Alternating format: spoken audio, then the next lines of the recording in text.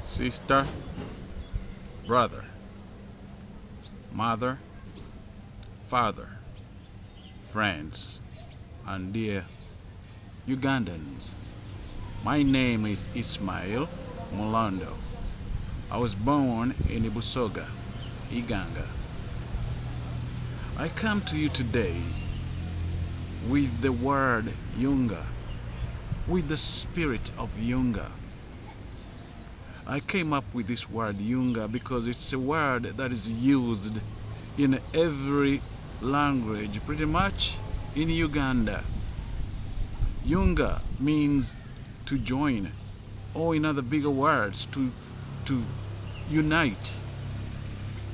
Just like a bicycle chain, the small pieces of a bicycle chain, they work together, they are joined together to make a bicycle move forward. Now, I would like to relate the pieces of a bicycle chain to the tribes of Uganda.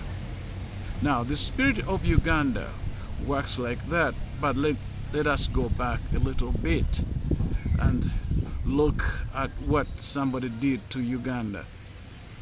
One, Uganda is a nickname. Somebody thought about some name.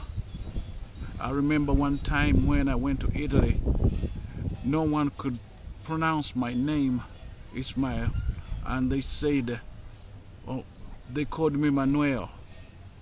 And from there on, my name, the Italians called me Manuel as a nickname because they just couldn't pronounce an African name. Yeah, that I relate that to Uganda, that somebody just came up with the name. We had no stake, we had no say, just somebody said Uganda. Well, that's not all. This same person, he took a panga or a machete or a big knife and cut Uganda into pieces. Cut Uganda, and Uganda started bleeding from that day. He cut off the Acholi, he cut off the Langi, he cut off the Madi, the Basoga, the Banyoro, the Baganda. He cut off all the tribes, the small ones, the big ones. He cut them, just sliced Uganda. And Uganda started bleeding from that day on. Today, Uganda still bleeds, and it continues to bleed. What don't we see around us? Look around you. Look everywhere and see how Uganda is bleeding. For 25 years, I remember in the north of Uganda, there was a war waged by Kony, and the north of Uganda was bleeding. The big guns failed to stop the bleeding. The white man failed to stop the bleeding. The generals failed to stop the bleeding. But a small ritual called mat or put, a tradition, it stopped the bleeding. There's something that they have taken away from us that can stop bleeding everywhere. Tradition. Our tradition. We are helping them to get rid of our own tradition so that we can bleed even some more. That is where Yunga comes in, so that we can stop the bleeding. We can heal those wounds. We can heal where those pangas and machetes cut. We can do that. We can. That is where Yunga spirit comes in. This is how it works. In a traditional way, let us forgive each other. Let the South forgive the North of Uganda, and let the North forgive the South of Uganda for whatever reason in the past. Let the Banyoro forgive the Baganda, and the Baganda forgive the Banyoro. And likewise, let us create a bond, a traditional bond. that I will never, ever, ever again attack you, and you will never attack me ever again. That small traditional bond is called Yunga. Once we have that, we have healed. It's not going to take 2 days, neither is it going to take a year, but it's a personal responsibility for every one of us to Yunga Uganda.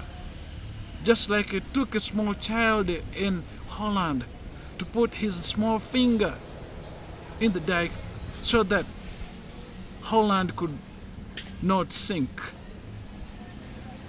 Every one of you can stop the bleeding. I can, you can, he can, she can. Every one of us can stop the bleeding by just saying to your neighbor, to my neighbor, to your friend, to the other tribe, to just say, hello, how are you? Show him some love.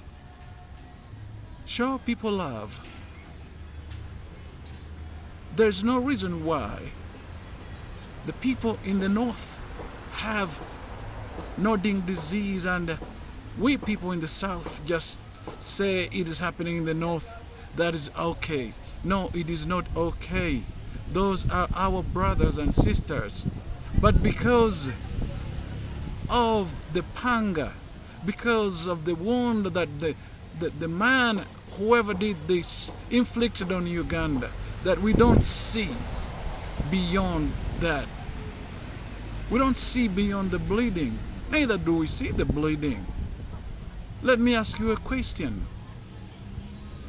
Why doesn't the Muslims allow a kanzu made of bark cloth in their mosque, saying it is evil? Oh, why don't they bury their dead in a bark cloth, saying it's evil?